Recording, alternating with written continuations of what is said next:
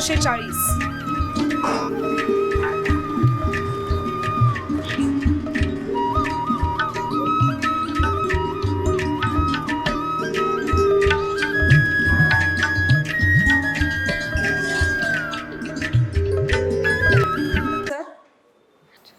श्रीयुत निलेश वरकर, कृपया मी सरांना मंचावर आमंत्रित करते की त्यांनी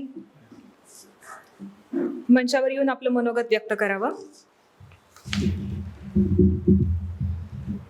सर्व यशस्वी विद्यार्थ्यांचं मी पहिल्यांदा अभिनंदन करतो. आणि भूषण देशमुख सरांचं पहिलं कॉन्टॅक्ट मला हे मागच्या वर्षीच्या रिझल्टमध्ये सोनल कोतवाल हे सर पास झाले होते.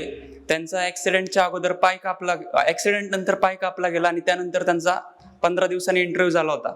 मग त्यांना इंटरव्ह्यूला 70 मार्क्स आले होते. मी त्यांना विचारलं असं काय केलं.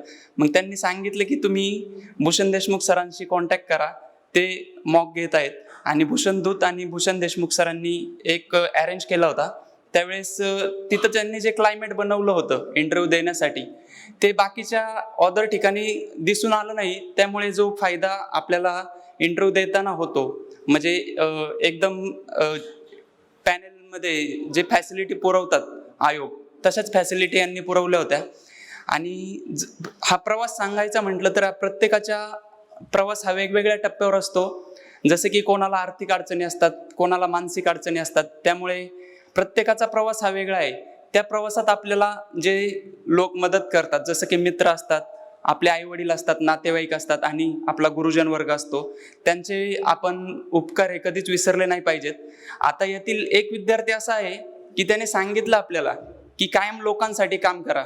तो म्हणजे जे रँक आले 96 नंबर दीपक धांडे. मी त्यांना आज समोर बघतोय की त्यांना मी माहीत नव्हतो. फक्त मी त्यांच्या इंटरव्ह्यू ग्रुपमध्ये रोज संध्याकाळी 10 ते 11:30 रोज ते जेवढे मुलं इंटरव्ह्यूला आहेत तेवढ्या मुलांचं डिस्कशन ते अरेंज करायचे.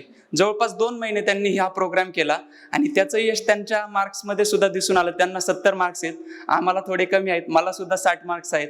पण ते एक त्यांनी त्यांच्या बोलण्यातून दाखवून दिलं की लोकांसाठी काम करा, तुमचे यश नक्कीच तुमच्या पायापर्यंत येईल. आणि मीही तुम्हाला त्यांचा आदर्श घेऊन हेच सांगतो की आपण समाजासाठी जेवढं देईल ना तेवढं आपल्याला मिळणार आहे. फक्त त्याला आज एक दिवस उशीर होईल, आज त्यांना मिळाले, उद्या आपल्याला मिळेल.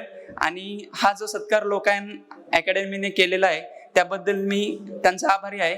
तसेच या कार्यक्रमासाठी जे प्रमुख पाहुणे म्हणून उपस्थित राहिलेले समीर वानखडे सर यांना प्रत्यक्ष समोरासमोर पहिल्यांदा बघण्याचा योग जो आला आणि त्यांच्या हस्ते जो सत्कार मिळाला हे घरच्यांना दाखवल्यानंतर आई वडिलांना खूप आनंद होईल. आई वडील येऊ शकले नाहीत, त्याबद्दल मी सर्वांचा मनस्वी आभारी आहे. एवढे बोलून मी माझे 2 शब्द थांबवतो.